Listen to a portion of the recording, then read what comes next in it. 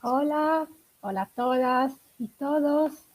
Muchas gracias por estar aquí con nosotras este día en el medio de un mega puente. Así que os agradezco mucho por vuestra presencia y tengo una luz hoy un poco rara en mi casa. Así que, bueno, tengo mucha luz en la cara, pero nada, muchísimas gracias por estar aquí. Hoy estoy muy contenta porque es ayer la Sociedad Europea de Fertilidad, que es la sociedad que promueve este webinar y todos los webinars de la plataforma My IVF Answers, cumplió un año y justamente el webinar que teníamos planeado ayer, el 8 de diciembre, que luego, claro, tuvimos que cambiarlo a hoy, es con Marta Zermiani, la doctora de la clínica Tambre, y es la misma persona con la que hemos empezado el primer webinar en septiembre de la misma plataforma. Así que espero que sea una buena señal para seguir. Y bueno, como un poco os he adelantado, nuestra experta de hoy, la doctora Marta Zermiani, ginecóloga y especialista en fertilidad de la clínica Tambre. Aquí abajo os he dejado un pequeño resumen de lo que vamos a hablar hoy. Hola, Marta. Hola, Hola. hola, hola a todas y todos. Muchas gracias por estar aquí con nosotras. A vosotros. Genial, creo que, ok. ¿Y me escucháis bien? Sí. Vale, perfecto. Entonces, buenas tardes, doctora Dermiani, que hoy nos hablará de la ventana de implantación. Entonces, como siempre, os doy la bienvenida a todas las que estáis presentes y todos. Voy a hacer una pequeña presentación y luego dejo la palabra a la doctora Zermiani. También os quiero recordar que este evento lo estamos grabando, entonces a partir de mañana podéis volver a verlo y cualquier duda tengáis o si os ocurren más preguntas, podéis volver a contactar con la doctora Zermiani y aquí abajo también está su página de perfil en nuestra web, como también el enlace a nuestros próximos eventos. Así que vamos con la presentación. Bueno, ya alguien de vosotros me conoce, soy Michela Colasanti y soy Country Manager de España para la Sociedad Europea de Fertilidad. La Sociedad Europea de Fertilidad es una sociedad empírica que proporciona herramientas, apoyo y educación a pacientes y a clínicas de fertilidad. Nuestro objetivo es facilitar y aumentar el apoyo y la experiencia positiva de los pacientes. Por eso, educa, apoya y ayuda a los pacientes para hacer que su viaje de fertilidad sea más agradable y más basado en el cuidado. Apoya también a las clínicas de fertilidad a través de la enseñanza y la capacitación de su personal de salud y atención al paciente, estableciendo guías de atención, recomendaciones y certificación de sus procesos. Como comentado antes, hoy hablaremos de la ventana de implantación, su importancia y cómo prepararse para la transferencia de embriones. La experta que tenemos hoy es la doctora Marta Zermiani, ginecóloga y especialista en fertilidad de la clínica Tambre. La doctora Marta Zermiani es especialista en ginecología y obstetricia. Es licenciada en medicina y cirugía por la Universidad degli Studi di Padova, en Italia, y obteniendo en su tesis una calificación final de 106 sobre 110. Lleva 6 años trabajando como experta en reproducción asistida y también ha colaborado en las áreas de endocrinología y prevención y tratamiento de la trombosis en la azienda ospedaliera di Padova, en Italia. Y trabaja en la clínica Tambre, que tiene su sede en Madrid. y su larga trayectoria en el mundo de la medicina reproductiva le ha permitido alcanzar las mayores tasas de éxito no solo en España, sino en toda Europa. La Clínica Tambre es pionera en reproducción asistida y gracias a ello cuentan con el más completo equipo de expertos en fertilidad para garantizar el nacimiento de un bebé sano. Fue fundada en 1978 por el doctor Peregrín y en el curso de todos estos años ha ganado premios de calidad y es parte de la más importantes sociedad de fertilidad en Europa. Podéis encontrar una información más detallada de la clínica siempre en nuestra web, donde la bio de la clínica es mucho más larga y vais a encontrar toda la información. Bueno, por mi parte ya he dicho todo, así que os dejo con la doctora Zermiani y también os animo a hacer preguntas aquí abajo en el chat. Después de la presentación vamos a lanzar en la pantalla y bueno, la experta de hoy nos contestará. Así que dejo aquí la presentación lista para la doctora. Y nos vemos después. Muchas gracias. Gracias a ti y bienvenidos a todas y todos. Hoy hablamos, como ha dicho Miquela, de un tema apasionante que es el tema endometrial, y la ventana de implantación es un subtema del endometrio, su importancia y cómo prepararse para la transferencia de embriones. ¿Vale?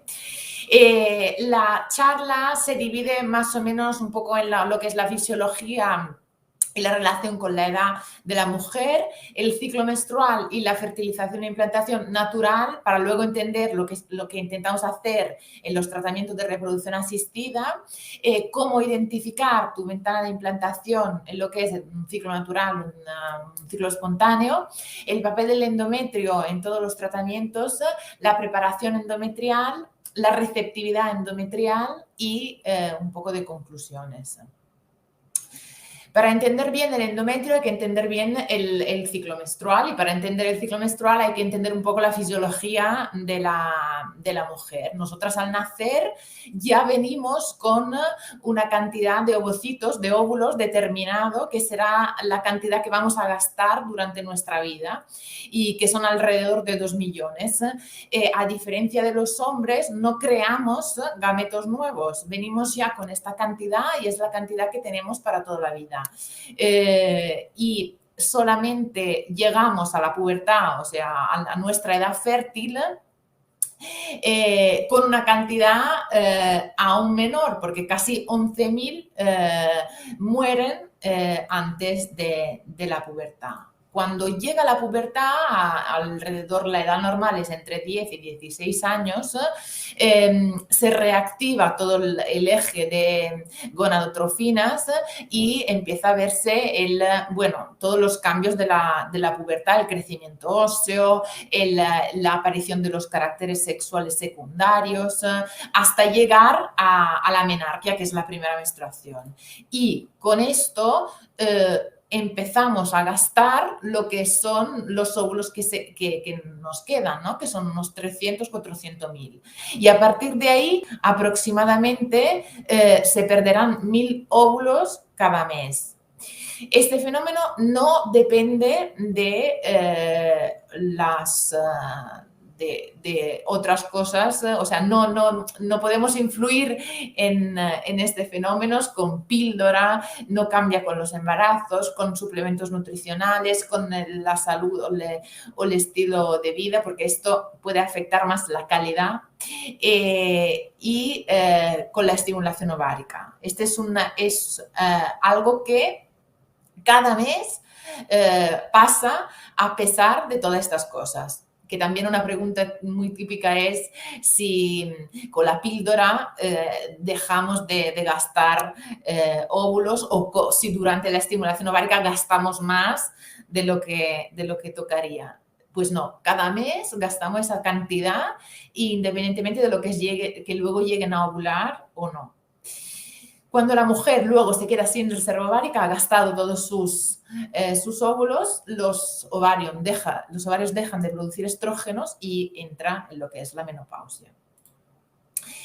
Este es un poco lo que es el ciclo, la edad fértil, ¿no? ¿Qué pasa y por qué pasa? El ciclo menstrual es otra cosa que hay que entender un poco a nivel hormonal. Todo empieza en el cerebro, en una glándula que es la hipófisis, que empieza a producir FSH y LH, que son dos hormonas que estimulan los ovarios. Los ovarios luego, cuando empiezan a ser estimulados, empiezan a producir estrógenos y progesterona, y estas son las hormonas que actúan a nivel del endometrio. Aquí en el dibujo veis el útero, veis los ovarios, el endometrio sería la capa interna del útero. ¿Vale? Esto es el ciclo menstrual visto desde el punto de vista hormonal, el punto de vista ovárico y el punto de vista endometrial. Porque todo empieza con la hipófisis que produce, veis, en primera fase, si consideramos el día 1, veis al principio como el día de la regla, cuando empieza la regla, la hipófisis empieza a producir FSH y LH, y en el ovario empieza a desarrollarse lo que es el folículo dominante. Cada mes empieza a desarrollarse como un grupo de folículos, que es el famoso grupo que vamos a perder cada mes. Solamente que de este grupo se selecciona uno, que es el folículo dominante, que es el que luego llega a ovular, que es el que se ve aquí en el medio. Entonces, FSH y LH van desarrollando este folículo y cuando el folículo empieza a crecer, pues empieza a producir estrógeno y luego progesterona. Primero estrógeno, que es el que veis en lila, que empieza a crecer, y a partir de la ovulación lo que queda del folículo dominante se transforma en cuerpo lúteo, y el cuerpo lúteo empieza a producir, en amarillo lo vemos, la progesterona. En la primera fase del ciclo, hasta el día 14, la hormona principal es el estrógeno, y en la segunda fase es la progesterona. Y esto se ve reflejado en lo que pasa en el endometrio, en el último de abajo. En la fase proliferativa se llama, es en la que actúan sobre todo los estrógenos, que hacen crecer el endometrio, el espesor del endometrio, y en la segunda fase, que es la fase secretiva, se empieza a ver el efecto de la progesterona, porque crece más la progesterona, y la progesterona lo que hace es no tanto cambiar el espesor, sino cambiar las características de las glándulas endometriales, para transformar el endometrio de proliferativo a secretivo y sobre todo receptivo, para que pueda acoger el embrión, si hay embrión. ¿Dónde se forma el embrión? El embrión se forma en las trompas. La ovulación, más o menos, en una mujer con una regla regular de 28 días se produce alrededor del día 14 del ciclo. El óvulo es liberado por el ovario hacia la trompa, entra en la trompa, y ahí, si encuentra espermatozoides, pues se fecunda. El óvulo fecundado dará lugar al embrión, que seguirá dividiéndose mientras se desplaza por la trompa, y cuando llega al endometrio, normalmente llega ya al estadio de blastocisto en día 5, o sea, 5 días después de la ovulación. Y de allí tiene, del estadio de blastocisto del día 5, normalmente en las siguientes 72 horas se implanta. Así que la implantación se produce alrededor del día 6-9 después de la ovulación. Normalmente el óvulo, después de la ovulación, sobrevive hasta 48 horas sin ser fecundado, y el esperma también 72 horas.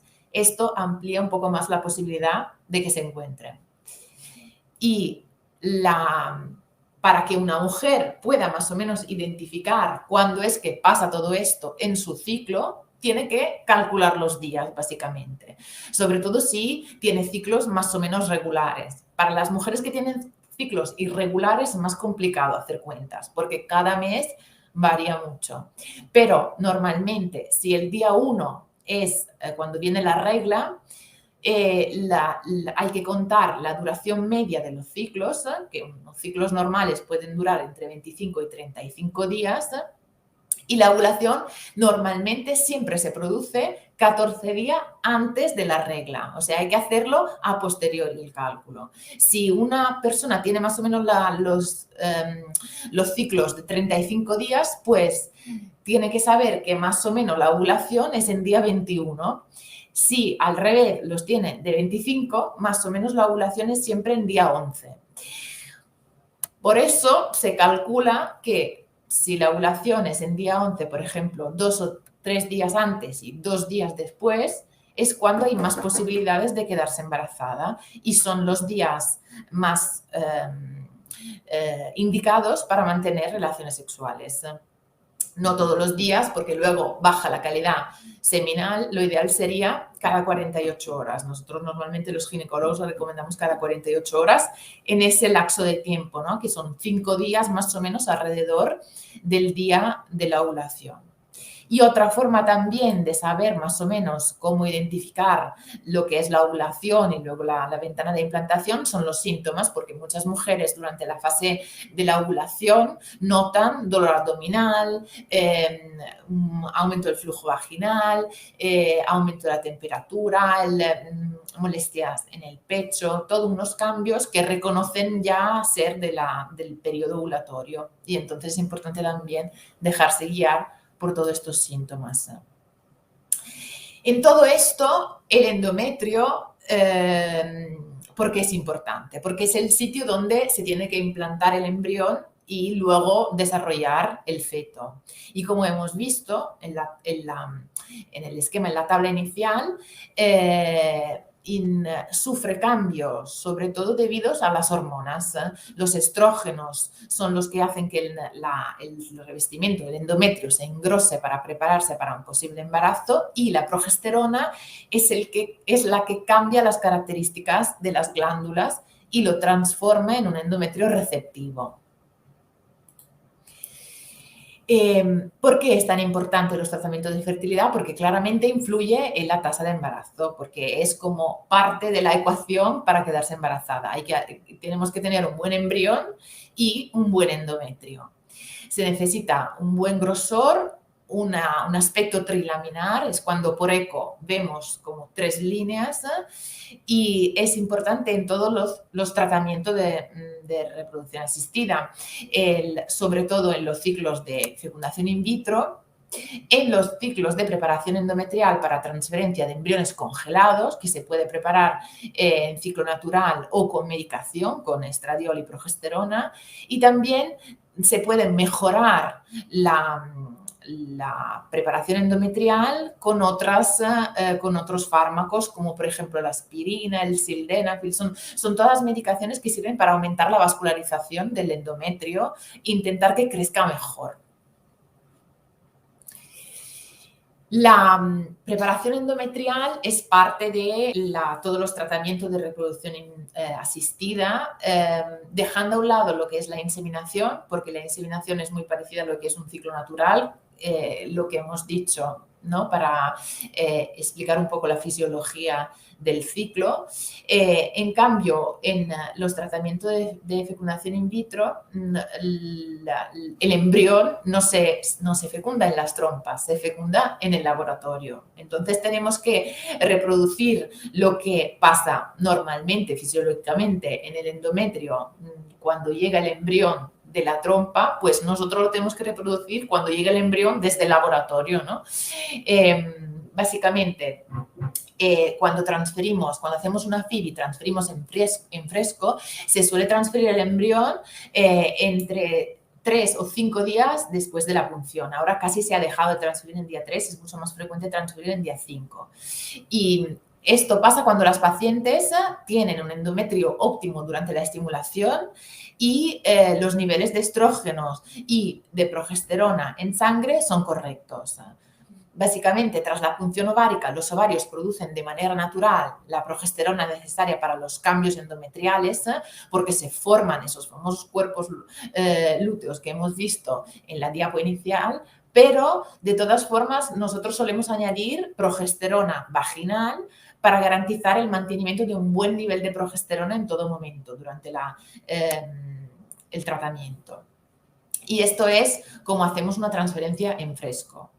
Cuando tenemos que hacer una transferencia en congelado, la transferencia de los embriones, pues cambia un poco la idea, ¿no? Porque ya no hay cuerpo lúteo que produce progesterona de forma natural. Lo tenemos que hacer nosotros o con un ciclo natural modificado, básicamente simulando todo lo que pasa de forma natural o con la medicación. El ciclo natural modificado es un ciclo en que se aprovechan las hormonas que produce el folículo, nuestro folículo, que cada mes se va desarrollando, y este es un tratamiento que va bien sobre todo para pacientes que ovulan y que tengan ciclos regulares. Y hacemos un seguimiento del tamaño del folículo, del grosor del endometrio, y cuando el folículo mide más de 17 milímetros y el endometrio es preferible que mida a partir de 7 milímetros y que sobre todo que sea trilaminar, y esto se ve en la ecografía, se induce la ovulación con la beta HCG recombinante, y tras la ovulación se calculan los días que tiene el embrión y se pauta progesterona para continuar con la transformación del endometrio.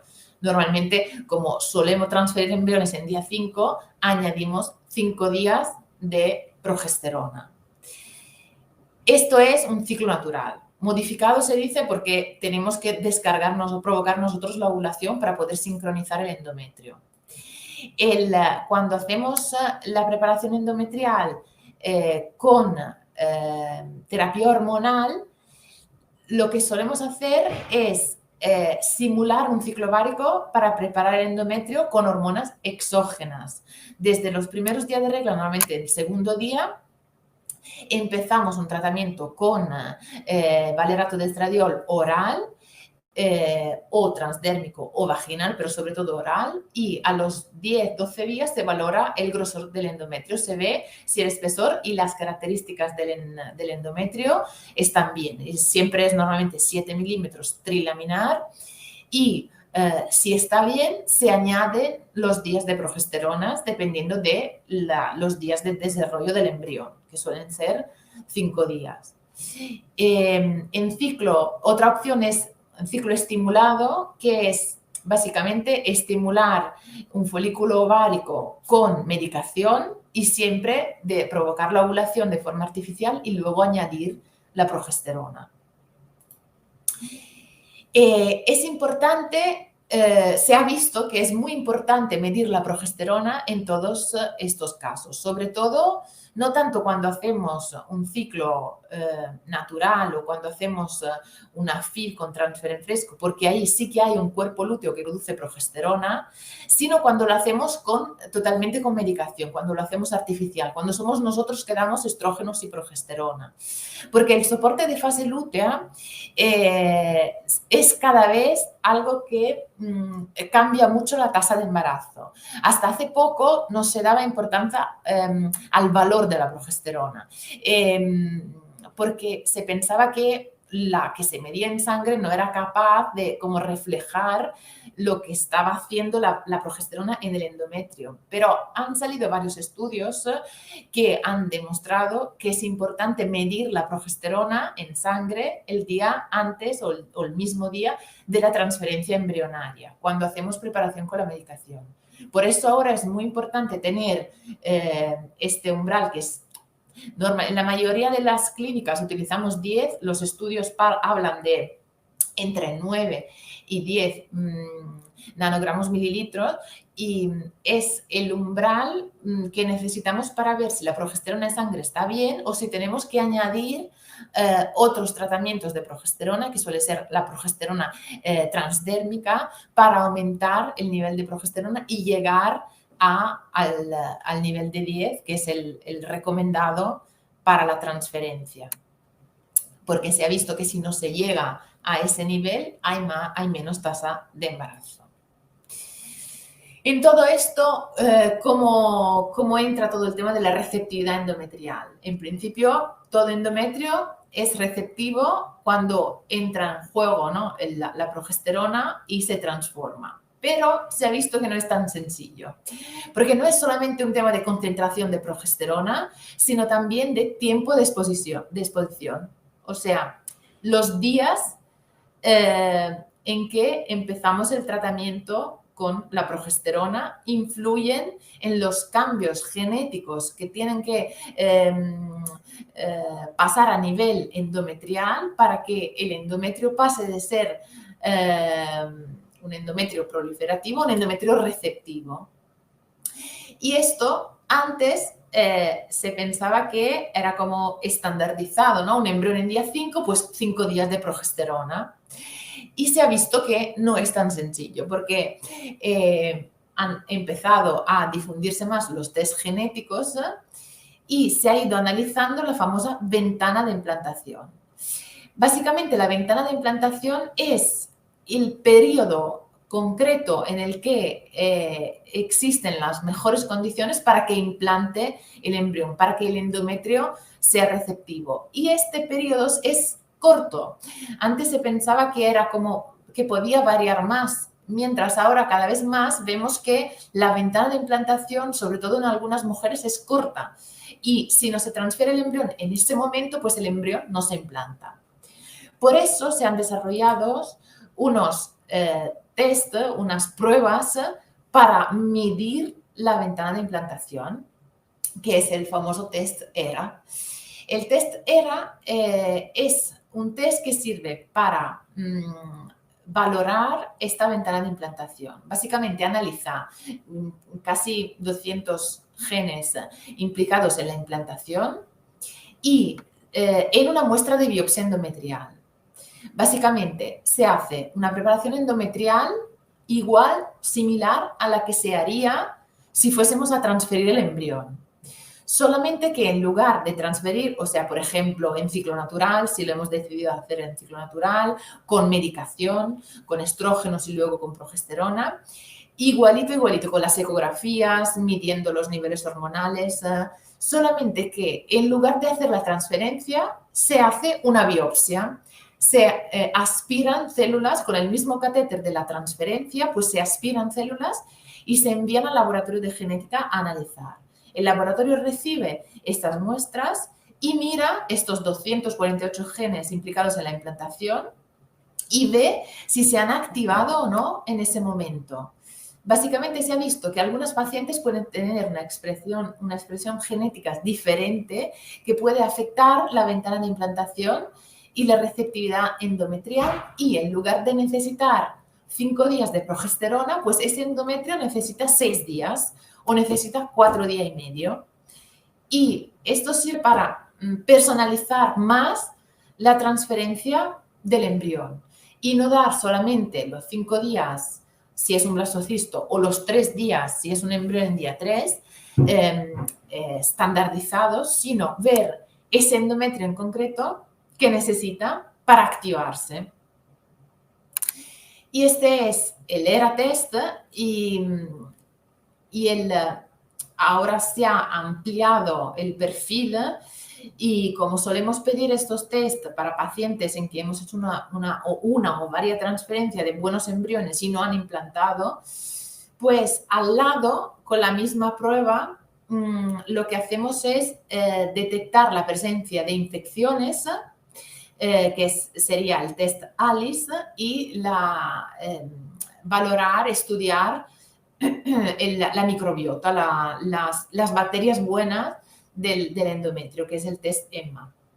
ERA, ALICE y EMMA juntos se llaman endometrio, que es un test que realizamos a nuestras pacientes y que sirve para mejorar, primero de todo, la ventana de implantación, para detectar cambios en la pauta de progesterona. Hemos visto que el 30% de pacientes analizadas presentan cambios en la ventana. O sea que para ellas los 5 días son o demasiados o insuficientes. Y en ese caso, pues el test nos indica cómo cambiar la pauta. Y también en muchos pacientes detectamos problemas con las bacterias normales, el 98% de bacterias endometriales está formada por lactobacillus. Si hay una alteración en los lactobacillus, pues hay más riesgo de infecciones de endometritis. Y en este caso, si hay una infección, hay inflamación y es más complicado para el embrión poder implantarse y para el endometrio también dejarlo pasar, porque hay como una inflamación que altera todo el proceso inmunológico que tiene que empezarse a nivel endometrial. Y con esto, con estos test intentamos mejorar lo que es la receptividad del endometrio y el perfil endometrial. Conclusiones. Es importante preparar bien el endometrio para la implantación del embrión, sea en fresco, sea en congelado, y en congelado lo podemos hacer en ciclo natural o con medicación. Es importante entender que las tasas de embarazos no cambian según cómo lo preparamos, sino cómo llega, ¿vale? Si es un endometrio trilaminar con un espesor correcto, tiene las mismas tasas de embarazo que lo hayamos preparado con medicación o con un ciclo natural. Y sabemos que los test para identificar la ventana de implantación pueden mejorar los resultados entre un 5 y un 10%. Entonces, solemos indicarlo en pacientes en la que no tenemos implantación a pesar de haber transferido embriones de buena calidad. Y nada, yo espero que haya quedado más o menos claro y muchas gracias por vuestra atención y si tenéis alguna pregunta, aquí estoy. Hola, y muchas gracias por la presentación. Y bueno, vamos con las preguntas que tenemos aquí. La primera es, si tengo pérdidas después de la transferencia, ¿es porque no se ha implantado? Pues no. Hay los famosos sangrados de implantación que pueden indicar una implantación. O sea, las pérdidas de toda la fase después de la transferencia hasta la beta son normales y no significa nada, porque pueden significar que ha implantado también, no solamente que no se ha implantado. El endometrio es muy activo y muy estimulado por las hormonas y puede sangrar, puede haber manchado rojo, rosado, marrones, y todos estos manchados son normales. Incluso hay el famoso, como he dicho antes, manchado de implantación que puede denotar una implantación. Vale, perfecto. Muchas gracias.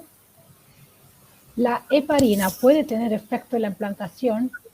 Claro, la heparina es un tema muy complejo, ¿vale? La heparina suele indicarse si hay alguna alteración en la coagulación o alguna alteración en el perfil inmunológico. Normalmente la heparina lo suele indicar la inmunóloga o se suele indicar después de muchos fallos.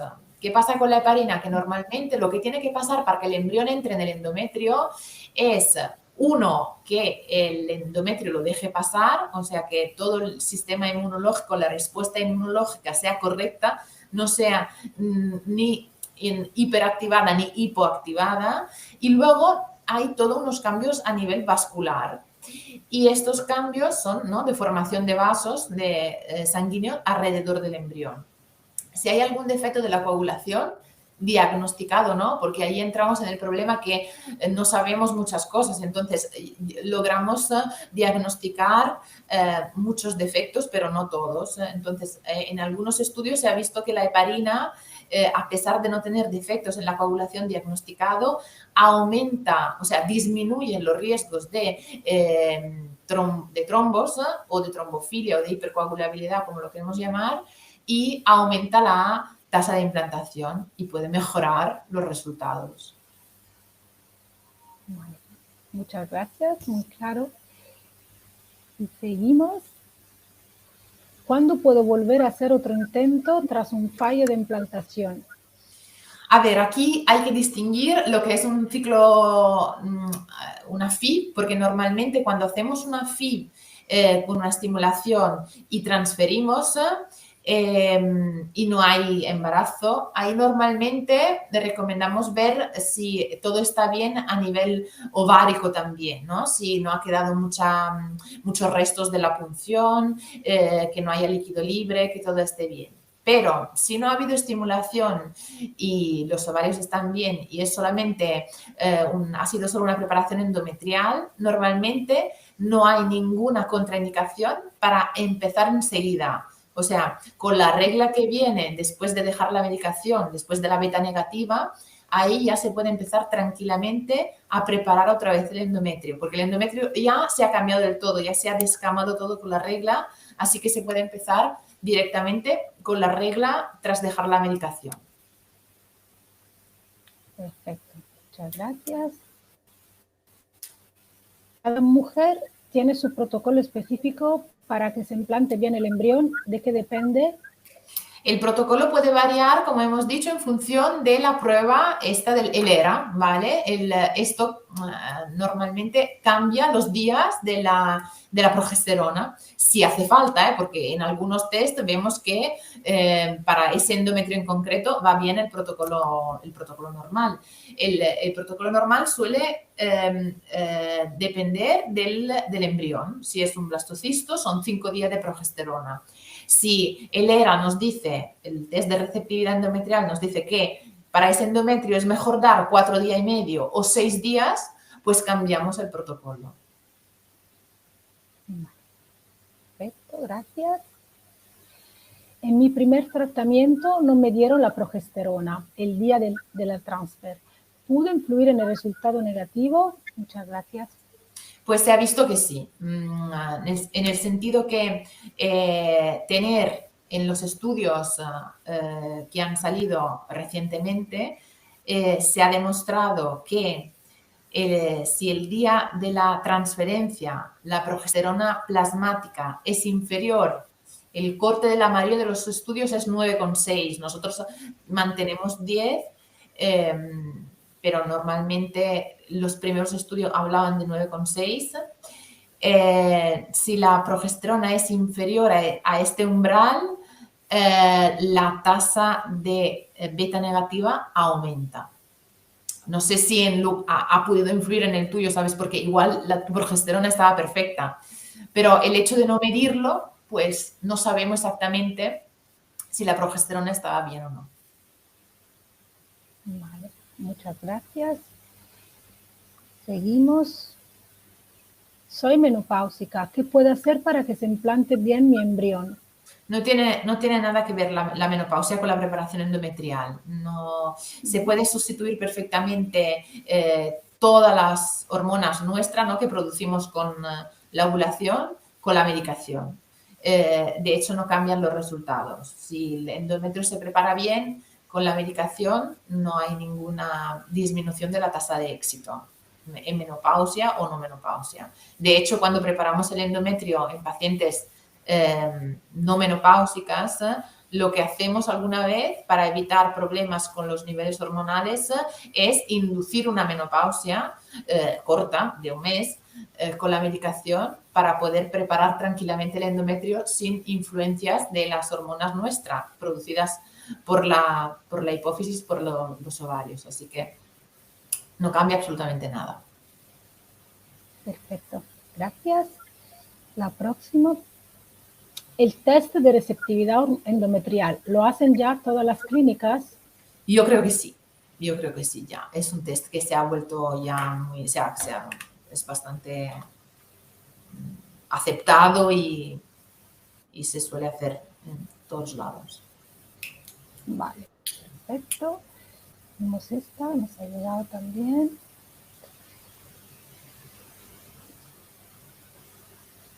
¿Qué pasa si el embrión no se implanta? El embrión, cuando no se implanta, no sabemos exactamente por qué. ha pasado, porque como tiene que pasar ahí dentro y nosotros no tenemos forma de verlo, pues no sabemos por qué no se implanta. Cuando no se implanta, pues es una célula, es una estructura muy pequeña, estamos hablando de 30 microns, o sea, es súper, súper pequeño y nada, se queda ahí o sale con la regla, se queda o sale solo, no hay ningún efecto de que el hecho de que no se implante el endometrio. Luego, al dejar la medicación, pues se descama y se vuelve a empezar. Pero es difícil saber por qué pasa. Vale, perfecto. Y bueno, seguís haciendo preguntas. Aquí tenemos esta, de momento la última. ¿Cuántos días dura la ventana de implantación? Normalmente la ventana de implantación son 72 horas, son 3 días. Por eso nosotros solemos recomendar tras la transferencia de evitar relaciones sexuales y deporte durante los 3 días siguientes, porque es cuando normalmente tiene lugar la implantación. Vale, perfecto. Gracias. Y aquí nos agradecen. Vemos que alguien está escribiendo. Bueno, nos preguntan si hay que hacer reposo tras la transferencia. En principio no es necesario. Las únicas cosas que, como os he dicho, recomendamos evitar son las relaciones sexuales porque pueden provocar contractilidad uterina y el deporte, pero estamos hablando de deporte, no de caminar ni ir en bici. Todo lo demás se puede hacer sin problema. Perfecto. Y bueno, si no tenemos más preguntas, veo que nadie está escribiendo. Y os recuerdo también que a partir de mañana vais a tener este video en el canal de YouTube, por si en un futuro próximo os ocurren más preguntas. También estará el enlace de la doctora Dermiani para contactar con ella. Y bueno, entonces veo que nadie está escribiendo, así que de momento podemos agradeceros a todos y a todas. Y bueno, aquí os dejo nuestros canales. Tenéis aquí el canal de YouTube, donde vais a encontrar el video cargado. En la página Facebook e Instagram, donde vais a ver cuáles serán los próximos eventos. Y nada, agradecer muchísimo a la doctora, que ahora voy a intentar poner. Bueno, aquí tenemos otra pregunta, la voy a lanzar igualmente, así que esta despedida la vamos a hacer después. Entonces, un momentito que voy a hacer con el programa. Nos preguntan si transfer de 3 embriones, sí o no. 3 embriones es un poco... A ver, nosotros con los blastocistos casi no hacemos transferencias de 3 embriones. Si son embriones en día 3, de más de 38 o 40 años, aún se podría valorar. Pero si son blastocistos, aunque sean de edades con más riesgos de alteraciones cromosómicas y entonces una tasa de embarazo más baja, pues recomendamos que no, recomendamos 2 máximo. Vale, gracias. Y bueno, volvemos. Veo que os agradecen. También esto para concluir lo voy a lanzar. Y nada, bueno, yo muy contenta de este webinar otra vez con la doctora Dermiani y Tambre.